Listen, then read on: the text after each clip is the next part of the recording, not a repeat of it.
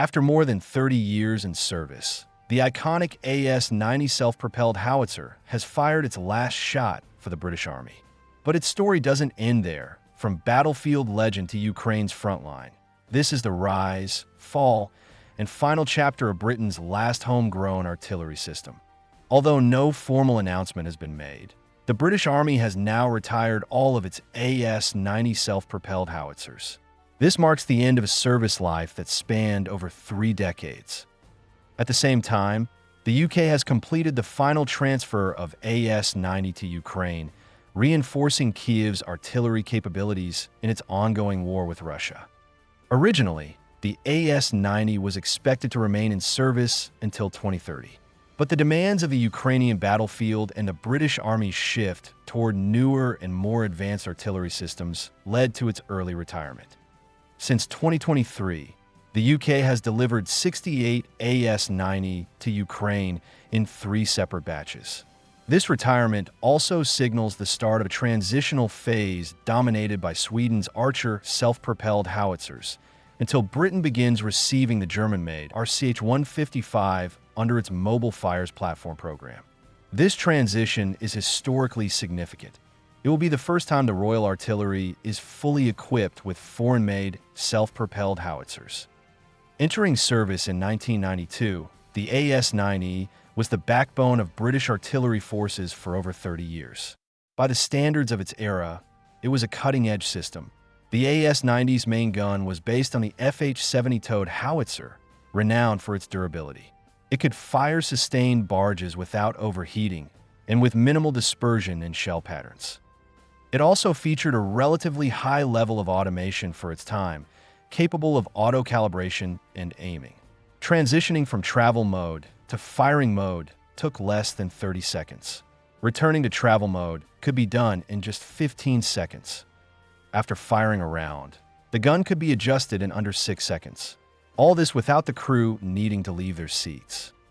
But 3 decades later, this once advanced system has clearly aged. The most pressing issue is range.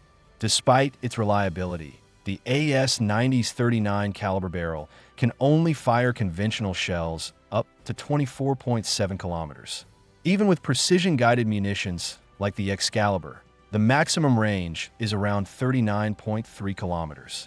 In contrast, modern 155mm systems with 52 caliber barrels can reach much farther, putting the AS-90 at a serious disadvantage.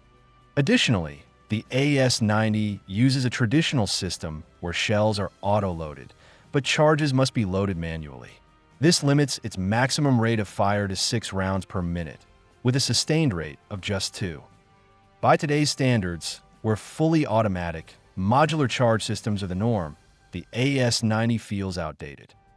The British Army did try to modernize the platform.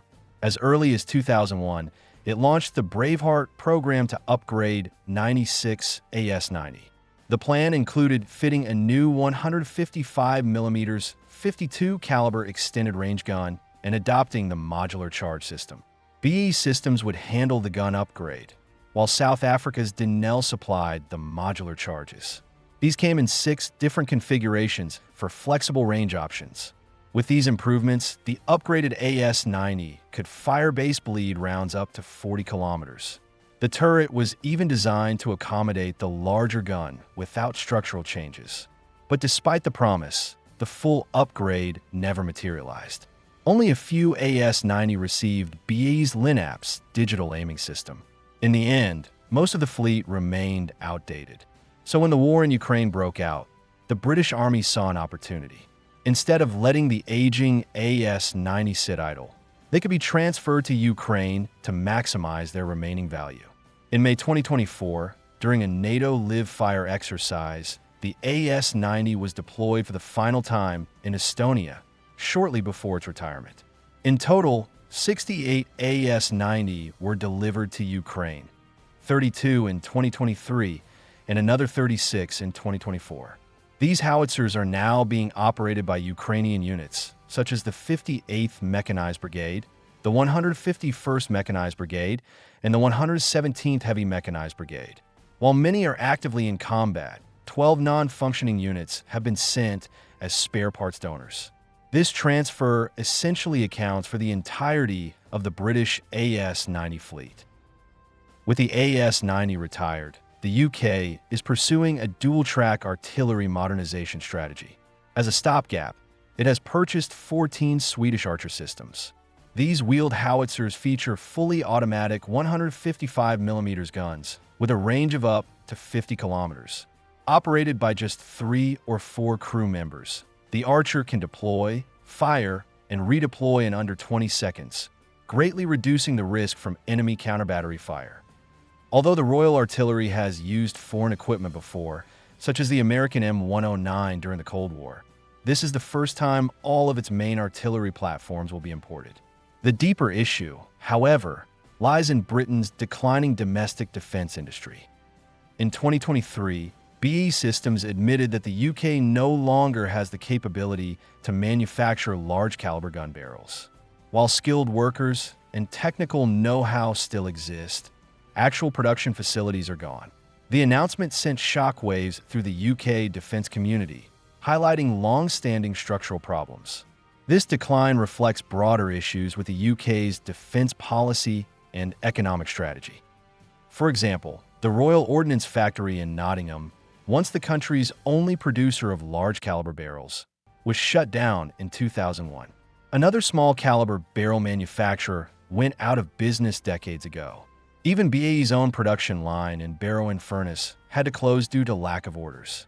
As a result, maintaining systems like the Challenger 2 tank or the AS-90 howitzer has become increasingly difficult. The UK now faces the possibility of cannibalizing old barrels just to keep its remaining platforms operational. The era of British-made artillery in the Royal Artillery may already be over. The Archer's delivery may be one of the fastest complex military acquisitions in UK history. But more is on the horizon. In April 2024, during Prime Minister Rishi Sunak's visit to Germany, London and Berlin announced a joint development plan for the RCH-155, a next-generation self-propelled howitzer based on the Boxer chassis. The UK Army expects to receive its first RCH-155 units by 2029, replacing the Archer by 2030. In this light, the Archer looks more like a temporary solution. UK Defence Procurement Minister James Cartledge confirmed that Britain will acquire a new artillery system within 5 years. The Mobile Fires Platform program is still under evaluation, but if the RCH-155 is selected, it will become the foundation of the Army's medium-term artillery modernization plan. So while the Archer fills the gap left by the AS-90's retirement, the long-term focus is on the RCH-155. Regardless of the roles these systems will play in the future, one thing is certain.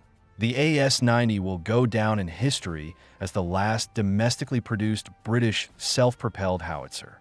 And as the Royal Artillery prepares to retire its L118 105mm towed howitzers, likely to be replaced by the American M777A2, the end of the British-made artillery era is no longer just a possibility. It's becoming reality. As the sun sets on the AS-90, a new era of foreign-made firepower takes its place.